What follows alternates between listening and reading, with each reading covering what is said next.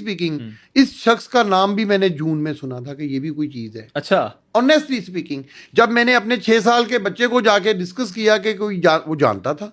अच्छा, वो जानता था, ऑडियंस छोटे बच्चे थे ना, वो बच्चा 6 साल का बच्चा है। वो कह रहा है मैं डक्की को जानता हूं। मैं कैसे जानते हो?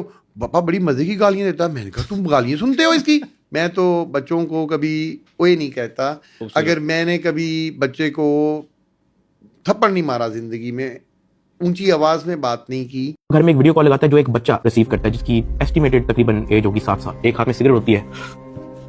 वो उस बच्चे से पूछता है कि डकी भाई को जानते हो? वो बच्चा कहता है जी।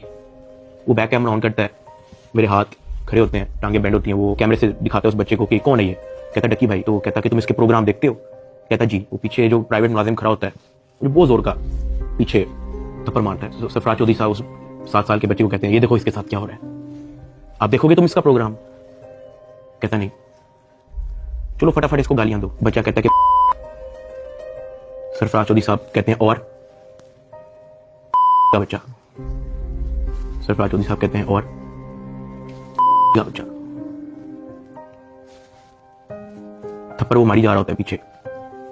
वो वीडियो कॉल पे उस बच्चे को दिखा रहा होता है कि ये तुम इसके प्रोग्राम देखते हो और